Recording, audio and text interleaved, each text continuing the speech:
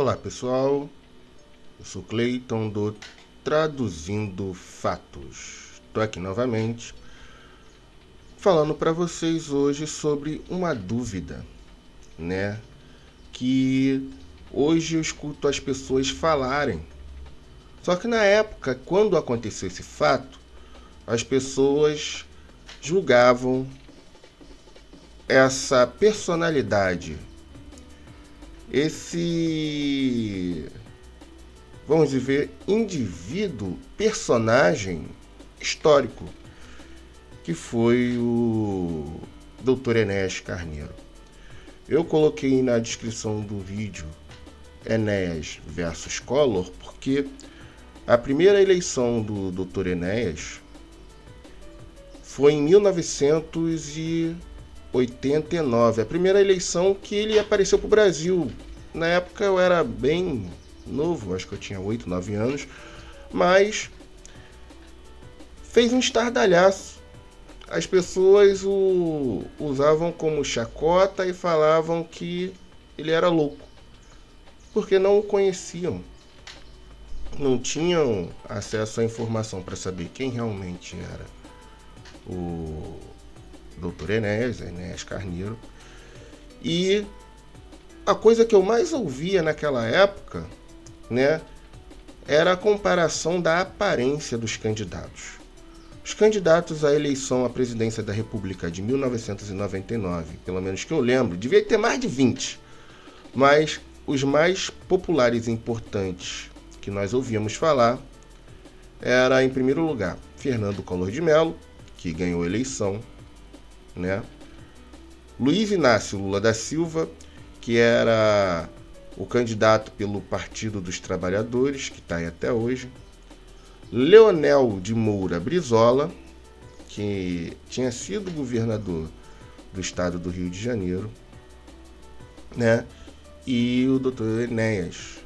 Mas tinha mais gente, se eu não me engano, Maluf, tinha muita gente como candidato naquela época, mais de 20, mas eu não lembro exatamente, nem... Eu, falar a verdade, vi uma lista aqui com vários nomes, mas não é interessante porque não é dentro desse tema. Quem se interessar, só digitar candidatos à presidência da República de 1989. E eu faço uma comparação porque todo mundo falava, o Collor é lindo, o Collor é maravilhoso, o Collor é inteligente, ele é rico, ele vai levar o Brasil para o patamar de um país europeu. Havia nessa estigma, essa marca do Brasil como um país subdesenvolvido pela posição que o Brasil se impôs depois que acabou a ditadura militar. Teve aquele problema com Tancredo Neves, que morreu antes de assumir a presidência da República, e o presidente foi José Sarney. O Sarney fez o papel dele de vice-presidente, ficou um tempo aí lá em Brasília, e teve a primeira eleição para presidente em que o primeiro presidente eleito pelo povo tomou posse. E como nós lembramos, foi Fernando Collor de Mello. Mas houve um embate direto entre os candidatos. Houve sempre,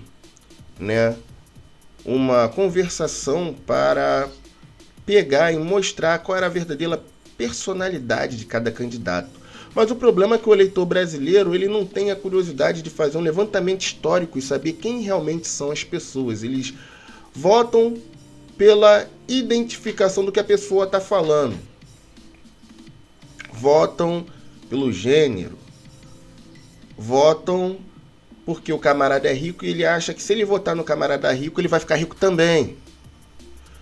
Só que a posição é justamente o contrário. Se o camarada é rico e está no poder, tem que fazer um levantamento de onde veio a riqueza dele. Porque muitas vezes a riqueza vem da exploração de outras pessoas pobres. E foi assim que houve a ascensão. Principalmente na política brasileira. Os políticos, eles se beneficiam da pobreza, da desgraça, da violência, das ameaças, para pegar, consolidar a sua área, ali fazer um curral eleitoral para garantir os seus votos e suas eleições, né, aqui no Brasil de maneira geral.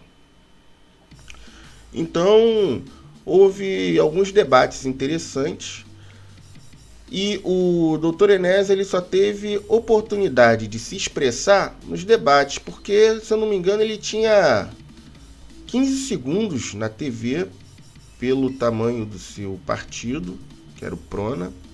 Hoje em dia não existe mais, eu acho que houve algumas fusões, até na época que ele estava vivo, se eu não me engano ele veio falecer em 2007, mas antes do falecimento do Dr. Enéas já houve algumas fusões com o Prona e ele mudou de nome, se não me engano. É porque os partidos aqui no Brasil, eles mudam de nome para disfarçar o seu legado antigo, o seu histórico. O PMDB agora é MDB, PSDB agora já mudou, não sei se é SDB ou PL. É uma confusão danada porque eles vivem mudando de nome, os partidos aqui. E se eu não me engano, o Prona, o que foi o Prona, depois da junção, ele esteve no PL. Então, na época que o Dr. Enéas foi candidato e o Fernando Collor de Mello foi candidato, o Luiz Inácio Lula da Silva foi candidato e o Brizola teve o maior número de votos aqui no Rio de Janeiro.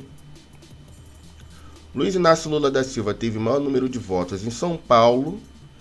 E o resto do Brasil, o resto do país, que não tinha um núcleo de curral eleitoral tão grande, porque os políticos esses não eram de regiões. O Brizola era do Rio Grande do Sul.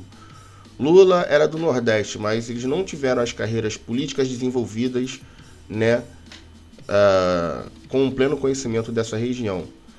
E o Fernando Collor apareceu como o Messias, o cara bonito, rico, inteligente.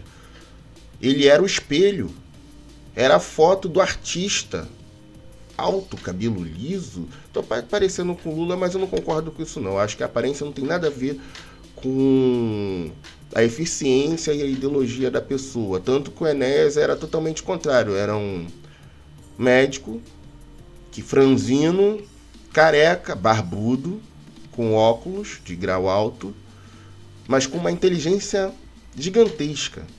E a intenção dele era pegar a experiência que ele teve na vida como militar, como professor, como médico, e implantar esse sistema para um desenvolvimento verdadeiro do nosso país. Mas, infelizmente, as coisas acontecem de uma maneira até atrasada aqui no nosso país, né? E acontecem da pior maneira. Eu tô fazendo esse vídeo porque ontem teve a saída do MC Pose da cadeia, que ele estava preso em Bangu por associação ao tráfico de drogas e apologia ao crime, né? MC Pose, ele saiu e o MC Pose saiu como um herói.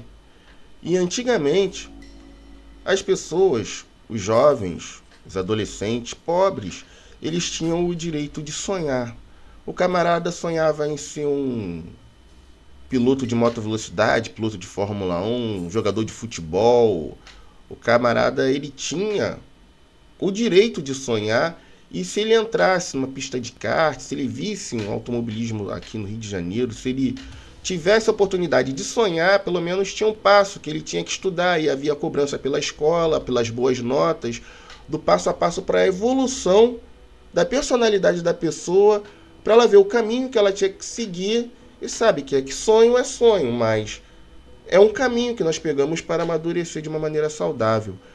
E com aquilo que apareceu, que foi divulgado para a televisão, com o caminho totalmente contrário do que houve, né, do que era antigamente com o MC Pose. Eu não estou criticando o MC Pose. O MC Pose é um sobrevivente. Ele está numa selva, e na selva as pessoas caçam e comem as presas. Os animais, nós somos animais mamíferos. E as pessoas que vivem em comunidades carentes no Rio de Janeiro, elas estão na selva. Elas estão no meio de fogo cruzado, de fuzil, morrendo de bala, de munições, tanto dos representantes do Estado, que são os policiais, como dos caras que estão lá negociando e vendendo drogas, ocupando o espaço que deveria ser ocupado pelo Estado, que são os traficantes. Então, o cidadão que é visto, que é morador, no caso dali de dentro, Ele fica encurralado. E o jovem que está numa situação dessa, ele não tem opção. Qualquer jovem de 13, 12, 14 anos que quer praticar um esporte, quer andar numa moto, como é que você vai ter condições de pegar uma moto de alta velocidade, vai correr de kart? Não existe mais isso no Rio de Janeiro, nem no Brasil de maneira geral. Ou seu pai é rico, ou você é um filhinho de papai que vai patrocinar a sua carreira, ou você vai para dentro de uma comunidade andar com as motos que ficam lá. E nós sabemos como que essas motos vão para dentro da comunidade. Mas só lá que esse jovem vai ter oportunidade de andar e sentir a sensação de praticar manobras super radicais, perigosas, que pode levá-lo até a morte. Não estou nem falando que ele vai se envolver com tráfico, que ele vai virar bandido, vai virar ladrão. Mas ele vai ter a possibilidade de ter esse tipo de emoção lá dentro, de ser um super-herói, um personagem. É esse tipo de problema que a nossa juventude está tendo hoje em dia. Esse é o tipo de realidade que os nossos jovens estão vivendo. E esse é o futuro, com super-heróis. Que isso remete ao que houve na eleição passada, com a ilusão de um camarada que era o Fernando Collor, que era o playboy, era o rico, era o camarada bonito, do cabelo liso, que sabia se expressar, que apareceu na televisão como um galã, com as ideias totalmente controversas, falando difícil, porque a população não tinha acesso à informação nem à educação, e o contraponto não era Lula, não era Brizola, o contraponto era o Dr. Enéas, que tinha 15 segundos, me desculpem, eu errei, 15 segundos para apresentar as ideias e transformar o Brasil num lugar de oportunidades. E oportunidades são coisas que nós não temos hoje em dia. A população não tem oportunidade, a juventude menos ainda. Então é preocupante o destino e o norte, o caminho que nós estamos tomando. Galera, eu estou aqui traduzindo alguns fatos que acontecem no nosso dia a dia. Por favor, se inscrevam aqui no canal, colabore quem puder aí, do jeito que puder colaborar. E hoje, esse é o assunto. Dr. Enéas versus Fernando Collor de Mello. Valeu? Até mais, até a próxima gravação de vídeo.